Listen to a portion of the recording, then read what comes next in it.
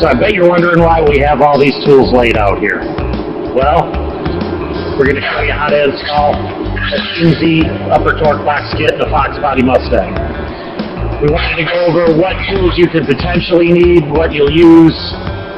We've got these all laid out here. This is, obviously a basic sampling of any of the tools that you might need. Hammer, of course, a scraper, a little pry bar. We've got an assortment of angle grinders with different grits. My guys are tool whores, so they have a lot of tools so that they don't have to change from a cutoff wheel to a Scotch-Brite pad to a disc. We've got a slag and rust remover. We got a small hard wheel. We've got a cutoff wheel that has a pivoting head that you can angle at 45 degrees, but they're all just basic hand tools. We've got a drill with a spot weld cutter, or road broach is what it's called, a small drill to start the pilot holes, a variety of scrapers and grinders. You don't have to have all these tools, but if you have any of them, you can probably get the job done. We're going to, through the magic of time-lapse photography, we're going to show you how we cut the old torque box out.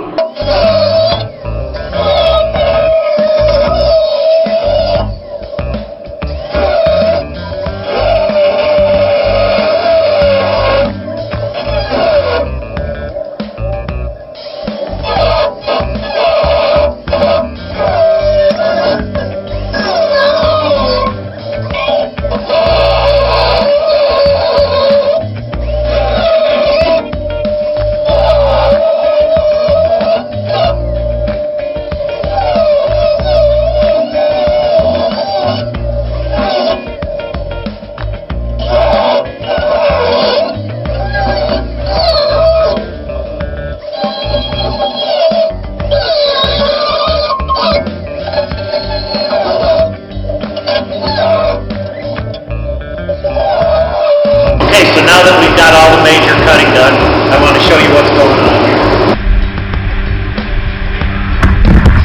We've taken out the upper bulkhead and all the upper torque boxes. These are left in here because we did this cage a couple years ago and we do have bars tied to it. We're going to look at how we can remove the least amount of cage to get them to tie into the torque boxes. We may be able to weld these right into the back of the current torque box with just a simple plate and come out with a good result. But if we can't do it, we'll cut the two bars that go to the torque boxes out and probably tie them into the upper torque box bar there and tie it into the cage for a good solid foundation.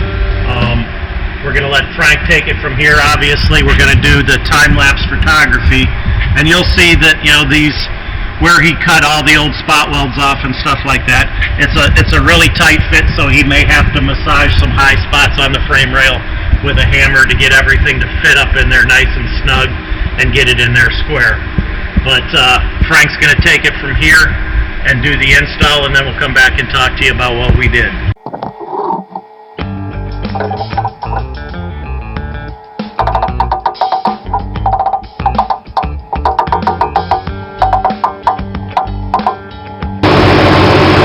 Installing the upper torque boxes, we ran into a problem, and it's a good thing that we did, so we can show you guys how to correct it.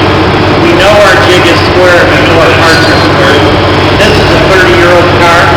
It's probably been in Michigan most of its life, and it has been raced, so things have been moved. So come on, let me show you what we've got going on. What we did is we got the frame rails, the bottoms of the frame rails level. We leveled the bottoms of the frame rails, and now it's showing 0.1 degrees. There we go. We leveled the bottoms of the frame rails, and then we went off our upper bar, and it's showing that we've got 0.1 to 0.2 of a degree that we still have to move up on that side. But as you can see, there's a big variance in this, and we have a big gap right here. So what that is telling us is that the frame rail in this car has been moved or tweaked on the passenger side. And potentially this has been in a wreck, or it was a Monday or a Friday car at the Dearborn assembly plant back in 1990. So we don't really know what's going on with it, but we know that this frame rail is tweaked outboard on this side and potentially up higher, which is a common thing with these cars. So we're going to have a little bit of filling to do, but what we'll probably do is get a couple tacks in and squeeze that in tighter. But as I said, we know our jig is perfectly square because we measured it. We've put plenty of these torque boxes in and haven't had a gap like this. And as you can see, this one is fitting fairly tight like it's supposed to be, and we've got a bigger gap there. But the reason that we're doing this is that we're also doing lower torque boxes on this car. So we're going to base everything square off of the bottom of the frame rails. The lower torque boxes are going to go in square, and when we're finished, the upper torque boxes will be square to the lower torque boxes, regardless of where the frame rails were.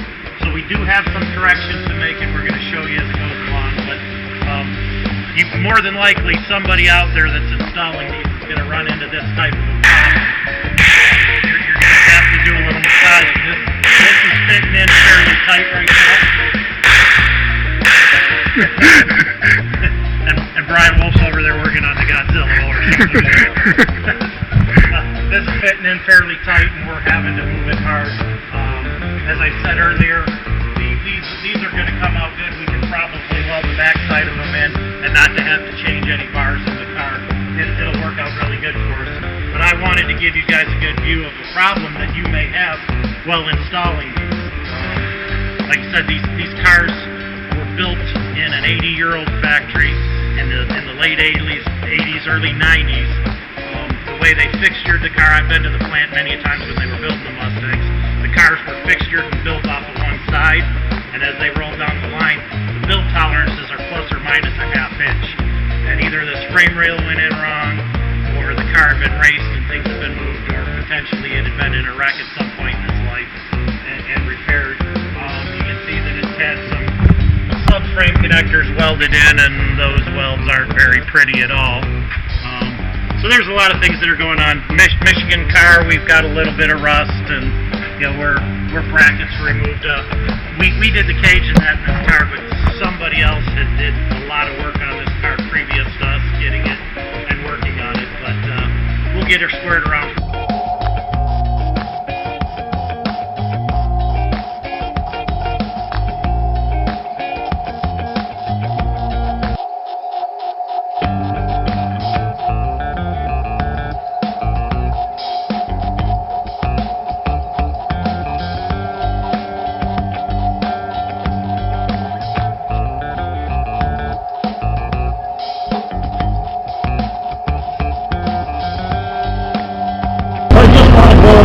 Some of the advantages to using the Team Z upper torque box replacement kits. A lot of people just put holes randomly in there, and they want a lot of holes. I've even seen some that actually put holes lower than the stock hole. And to me, having done this for almost 30 years, it doesn't make sense, because when you start to lower a car, because everybody wants to lower their ride height, the stock hole becomes lower and lower, so you never use that. You want to actually get your bar angles right, your instant center right. You want to move the upper control arm and the lower control arms up. So this lower portion right here is actually where the stock hole was, and then we have increments of 100 thousandths all the way up to the top that you can adjust your upper control arms 100 thousandths at a time, actually fine-tuning your instant center better than any other upper torque box kit on the market. Also, one other thing that we do that nobody else does, it's not on this car, but you can order this with an anti-roll bar automatically built into it, and it's a bolt-in anti-roll bar. There's 4 tabs, 2 on each side, that are welded onto this upper bar in our jig, and it allows you to bolt in one of our bolt-in anti-roll bars. So it can be removed if you're street driving it, or bolted in for racing. This car here, because of its ride height and because of the way that we built the cage, it has an anti-roll bar up inside in the trunk. So we opted for just the standard upper torque box replacement. So if you want to buy more quality parts like this, visit us on our website, www.teamzmotorsports.net.